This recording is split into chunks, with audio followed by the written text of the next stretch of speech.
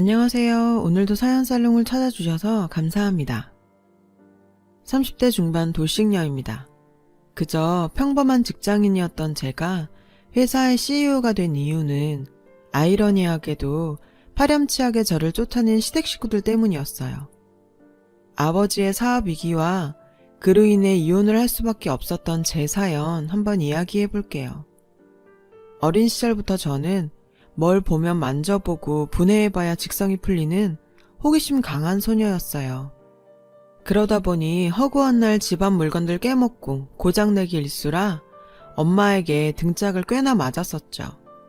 사실 제가 이런 성향을 가지게 된 건 전부 발명왕이신 저희 아빠 영향이 컸는데요. 제 기억 속의 아빠는 항상 새롭고 신기한 물건들을 만들어내셨어요. 제가 고등학교에 들어갈 때쯤 잘 다니고 있던 대기업을 그만두시고 작은 아이디어 상품 회사를 차리셨거든요. 사업 초기에는 경제적으로 조금 힘들긴 했지만 회사 다닐 때와 다르게 아빠는 항상 웃는 표정이셨죠. 그런 모습이 정말 보기 좋았는데요. 아빠도 좋아하는 일을 하다 보니 밤새는 줄도 모르고 개발에 매진하셨어요.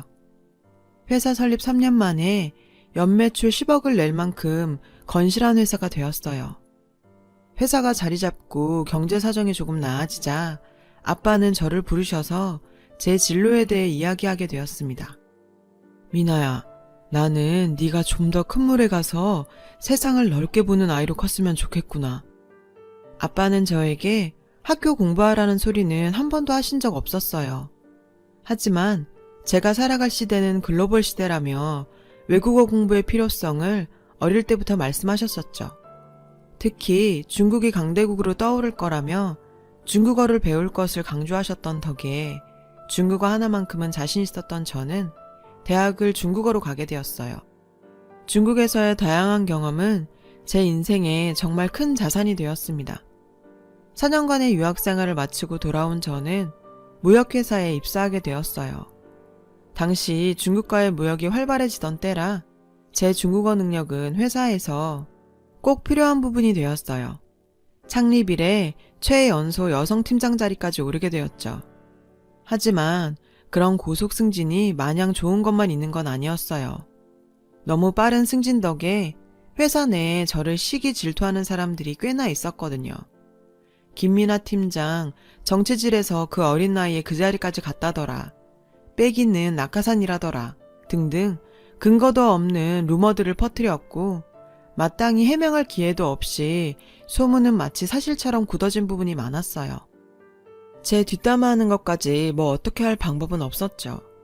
어린 나이에 팀장을 달았다는 이유로 은근히 따돌림을 당하던 저에게 힘이 되어준 사람이 한 명 있었어요. 팀장님 밑에 직원들이 어린 상사 모시려니 볼멘소리 하는 거예요. 그냥 시기 질투다 생각하고 흘려 들으세요.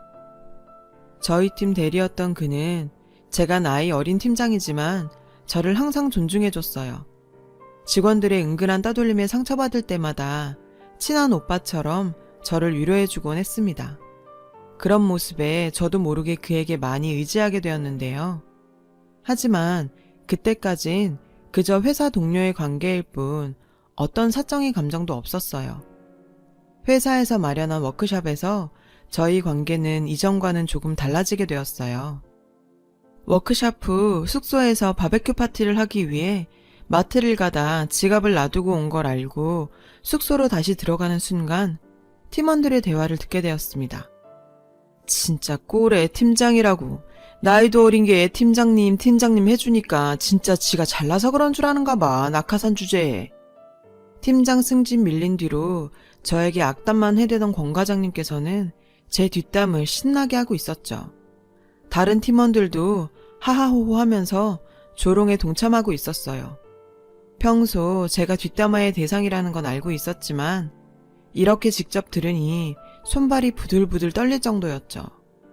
쏟아지는 눈물을 꾹 참으며 지갑을 가지러 들어가려는 순간 누군가 소리를 버럭 질렀는데요. 사람 없는 데서 이렇게 뒷담화하는 거 부끄럽지 않으세요? 솔직히 말해서 김 팀장님이 능력 있고 일 열심히 하는 건 사실이잖아요. 그러니까 회사에서도 입사도 훨씬 빠른 권 과장님 제끼고 팀장으로 뽑으신 거고요. 제 말이 틀려요? 권 과장에게 팩트 폭격을 날리고 나오던 그는 얼빠진 채 문 앞에 서 있던 저를 보더니 한마디 하더라고요. 들었어요? 저런 비겁한 인간들이 하는 이야기들 그냥 무시하세요. 저를 위해 저렇게 싸워주는 남자라면 평생 믿고 살아도 되겠다는 생각이 들었어요. 그날 이후 저의 적극적인 구애로 저희는 연인관계가 되었습니다. 그렇게 6개월간의 짧은 연애를 하고 저희는 결혼하게 되었죠.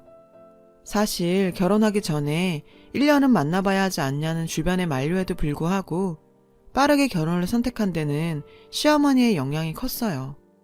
시어머니께서는 평소 사업하는 집안과 사돈 맺는 게 소원이었다면서 상견례도 하기 전부터 저희 집에 과일 바구니를 들고 찾아오셨는데요. 어머, 사돈, 선남선녀가 만난다는데 더 미뤄서 뭐 하겠어요?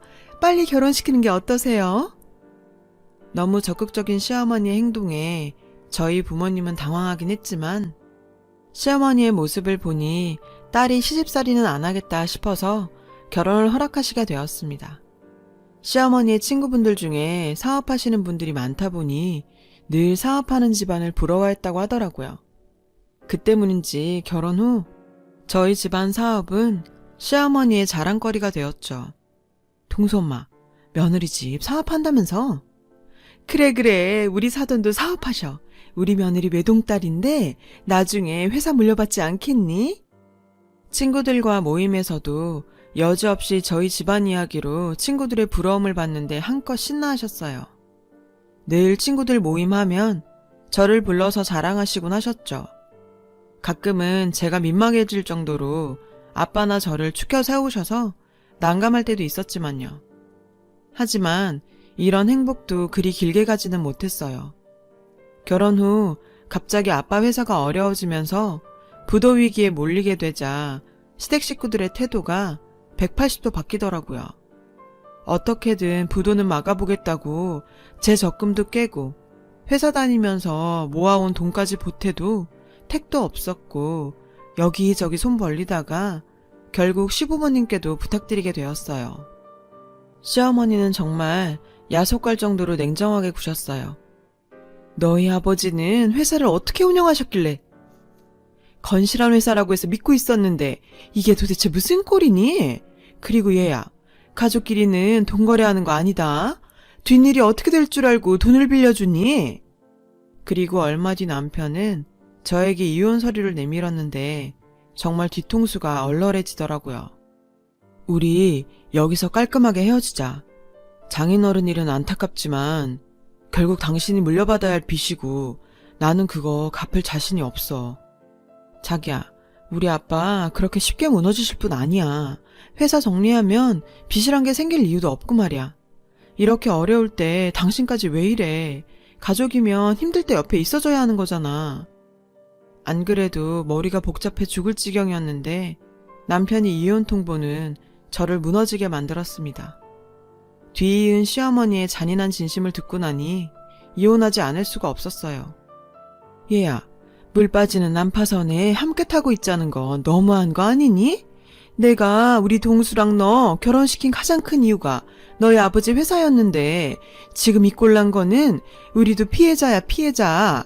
더 이상 남의 집안 바지가랑이 붙잡지 말고 이혼 도장 찍어. 참, 드라마에서도 이런 상황은 듣도 보도 못했는데 아빠 사업 문제로 힘들어하는 며느리 곁에서 힘이 되어주지는 못할 망정 자기 집안에 피해 끼치지 말고 이혼하라니. 어려운 상황이 되어보니 누가 진짜 내 편이고 남의 편인지 알 수 있더군요. 저는 두말 없이 이혼 서류에 도장 찍었어요. 그렇게 저는 결혼 2년 만에 쫓겨나듯이 이혼하게 되었죠. 회사 문제만으로도 스트레스 받고 있던 아빠는 자신 때문에 딸이 이혼했다고 자책하시며 힘들어하셨고요.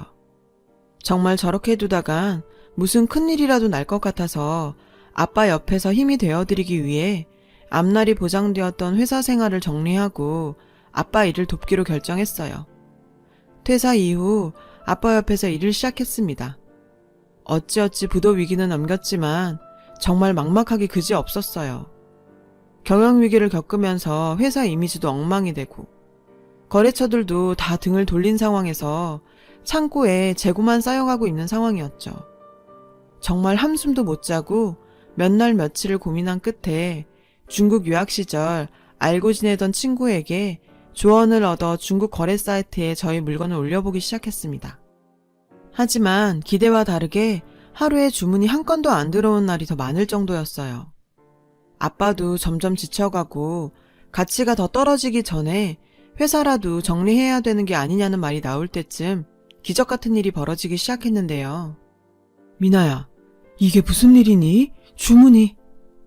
흥분된 아빠의 목소리에 눈 비비면서 휴대폰을 본 순간 저는 정말 기절할 뻔했어요. 주문 건수가 5,000건? 이게 무슨 전산오류라도 생긴 건가 싶었어요. 컴퓨터를 확인한 결과 정말 5,000건의 주문이 들어와 있었고 실시간으로도 계속 주문이 들어오고 있었죠. 자초지종을 알아보니 중국에서 인기 있는 SNS 스타가 한류 덕에 저희 제품을 소개한 것이었어요. 광고비 한 푼 안 쓰고 중국 전역에 알려지게 되었는데 정말 사람 인생 운칠기삼이라더니 창고에 가득 쌓여있던 재고는 3일도 안 되는 시간에 동이 나버렸습니다. 저희 공장 생산력으로는 도저히 감당하기 어려울 만큼 주문이 밀려들었어요. 이런 천재일우의 기회를 놓치고 싶지 않았던 저는 아빠와 고민 끝에 현지에서 직접 생산할 공장을 섭외하기 위해서 중국으로 날아갔어요. 한국도 아닌 중국에서 갑작스럽게 공장을 섭외하는 건 쉬운 일이 아니었지만 저는 중국에서 관씨가 얼마나 대단한 힘을 가진지 알고 있었죠. 대학 동기부터 모임하던 친구들에게까지 연락을 싹 돌렸습니다. 친구들이 정말 자기 일처럼 도와준 덕분에 적당한 단가에 생산해줄 공장을 섭외하였고 본격적으로 생산을 시작했어요. 그 결과는 그야말로 대박이었어요. 정말 중국의 14억 인구의 힘은 대단하다는 걸 또 한 번 느끼게 되었던 것이 아빠 회사가 최전성기에 벌던 1년 매출을 한 달이면 벌 만큼 중국에서 큰 성공을 거두게 되었어요. 연 매출 100억을 찍는 날 아빠께서 본인은 제품 개발에만 힘쓰겠다며 회사 경영을 저에게 물려주셨고 저는 33살의 나이로 회사 CEO가 되었는데요.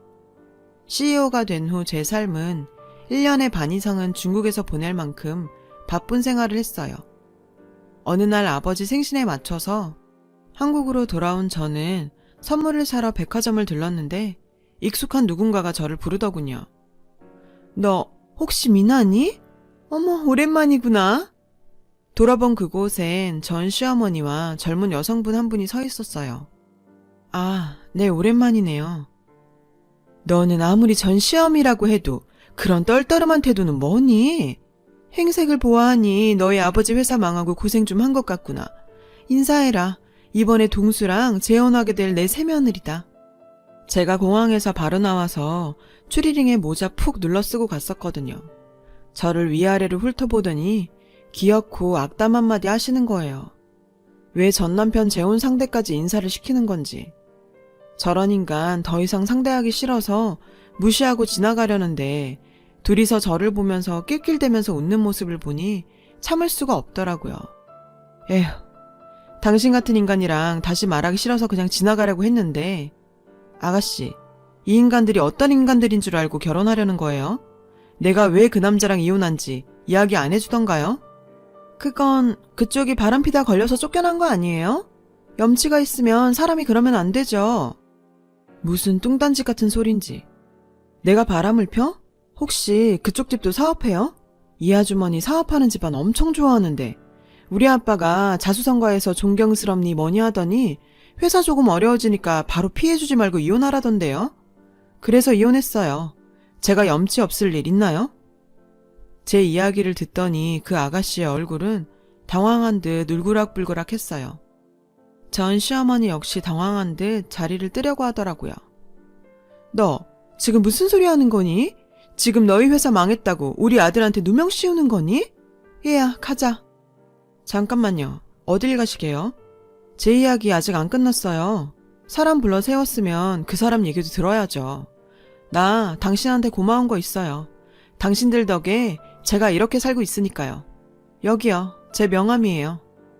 대표 이사직이 박힌 제 명함을 건네자 놀란 토끼눈이 되더니 말까지 더듬거렸는데요. 대표이사? 네가 어떻게 해? 너희 회사 망한 거 아니었니? 내가 분명 확인했을 땐 회사 이름도 없어졌던데? 당신 아들이 얘기 안 하던가요? 저 아버지 회사 물려받아서 이름도 바꾸고 중국으로 진출해서 사업 잘하고 있네요. 안타까우시겠어요. 그렇게 꿈꾸던 CEO 며느리를 자기 손으로 내쫓았으니. 안 그래요? 손까지 부들대면서 서 있는 그 여자의 모습을 보고 있으니 정말 속이 후련해지더라고요. 그리고 당신 아들 나한테 전화 좀 그만하라고 해요. 뭘 후회하고 있니 많이 엄마 때문에 자기 인생 망쳤니 뭐니 하면서 자꾸 전화해야 되는데 결혼 앞두고 예비 신부한테 예의가 아니죠. 제 말이 꽤나 충격적이었는지 그 여자분은 붙잡는 전 시어머니를 내팽겨치고 그냥 가버리더라고요. 그분도 나중에는 저한테 고마워할 거예요. 저딴 집안이랑 안 엮이게 해준 걸 말이에요. 저 인간들에게 배운 건 한 가지 있어요. 잘 나갈 때 살랑살랑 거리는 사람이 내 편이 아니라 어려울 때 내 옆에 있어주는 사람이 진짜 내 편이라는 거요. 사람이 정말 염치도 없는 건지 아들 한 번, 시모 한 번 전화를 해대는 통에 번호를 바꿔야 하나 고민까지 들 정도입니다. 이혼 후 나만 잘 살면 된다고 복수하고 싶은 마음은 없다고 생각했는데 그래도 그렇게 만나 내가 잘 살고 있다는 걸 보여주고 나니 가슴 한켠에 먹먹하던 무언가가 없어진 기분이에요. 저도 그렇게 하고 싶은 마음이 알게 모르게 있었나 봐요. 이제 정말 훌훌 털어버리고 아빠와 같이 다시 한번 제 인생을 시작해 보렵니다. 긴 이야기 들어주셔서 감사합니다. 복 받으실 거예요. 여러분, 사연 댓글에 응원과 현명한 조언 부탁드려요. 좋아요와 구독은 저에게 큰 힘이 됩니다. 오늘도 좋은 일 가득하세요.